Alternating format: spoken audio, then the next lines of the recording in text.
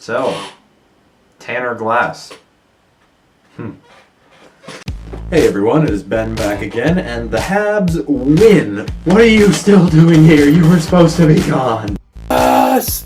Yes! Yeah! Because if not, they're gonna get blown away. The cannon. It just kept firing. I am excited. Hello everybody, it is Ben back again. I hope you like the new little intro I got going on here. That was made by my friend Mike. He's been in a couple of the videos actually. He's a Tampa fan, has been in a few of the videos. But he very graciously sifted through all the old videos and found some little things and edited it together to make a nice little intro. And I thought it'd be a nice thing to kind of bring in beginning of the playoffs. We're going to hopefully be using that intro for a little while. Although tonight wasn't the best start. But getting to the game, the Habs lose 2-0 to the New York Rangers in Game 1.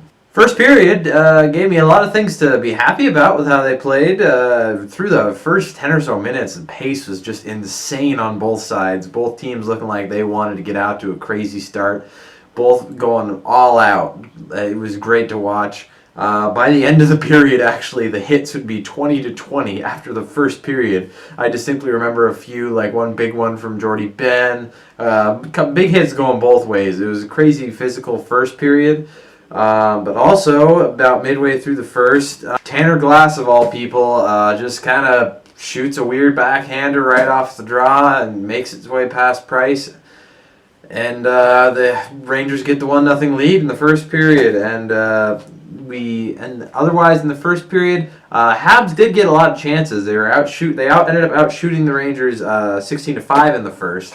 And actually Lundqvist was looking kind of weak with the puck and was kind of fighting. It looked like he was fighting the puck a bit in the first. So I went into the second pretty hopeful. I was like, okay, we're down 1-0. That's fine. We got 2 more periods.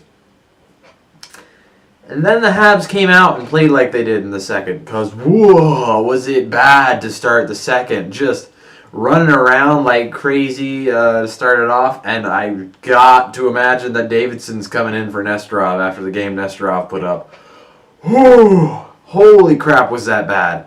But anyway, they started to kind of settle things down about halfway through the second after Price bailed them out. Probably 10 or so times. But the problem was Lundqvist had started to kind of get his bearings in the game and just shutting the door on every chance the Habs would get. We go into the third period with the Habs still down 1-0, and at that point the Rangers were just smothering everything the Habs were trying to put up. Every time the Habs would try to go through the offensive or neutral zone, just smothering defense, and you could kind of tell that the game was done. It's going to be a 1-0 shutout for the Rangers. But sure enough, the Habs pull their goalie about a minute and a half left. Can't really get anything going. Michael Grabner scores the empty netter.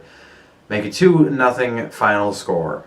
Shots ended up being 31-31, dead even, but that's really flattering for the Habs because the last 2 periods they got outshot 13-19 and 13-6. So basically good first period, and that was it. Final scoring chances were 21-20 in favor of the Rangers. Again, scoring chances in the first kind of favoring the Habs. 7-6 high danger in favor of the Rangers. Like I said, strong first period and then basically nothing else. The only line that really had anything going was the Martinson-Galchenyuk-Ott line. But the problem is Galchenyuk is the only competent player on that line. So anytime he would get anything going, there would be basically no possibility of any of the players finishing the play because it's Ott and Martinson. They're not probably going to connect on a goal if Galchenyuk serves it up to them on a silver platter, which I noticed a couple times at least from Martinson. Other than that, the Lehkonen-Shaw-King line was pretty strong. Lehkonen has just been continuing his really good play from the end of the season into now. He looked pretty strong tonight, had a few good offensive chances. He looks like he could really heat up if maybe if that line gets Galchenyuk back. I think that could be pretty damn great. Also, Andrew Shaw should not at all be on the first power play unit. I don't know why that's still a thing. I don't remember what the stat was, but I think I saw somebody tweet earlier that there was he's had 1 goal on the power play all season. and he's been on the first power play unit basically all season. It's like he's David Darnay 2.0. I don't know why. I don't know.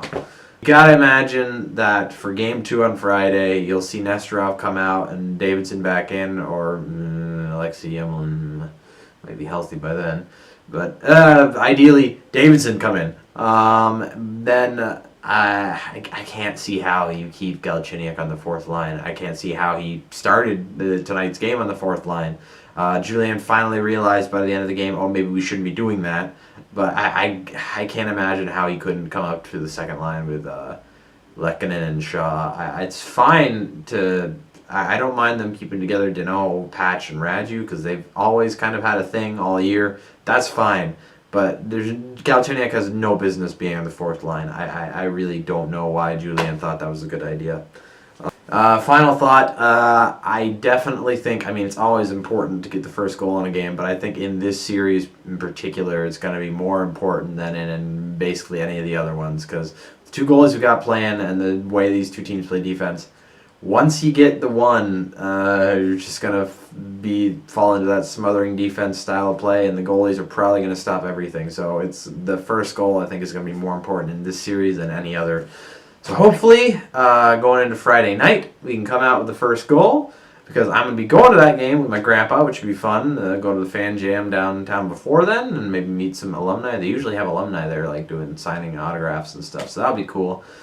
Hopefully we'll get the win, because going down 2-0 is usually a bit of a death sentence, but we'll get there when we get there. But until then, I'll see you guys next time.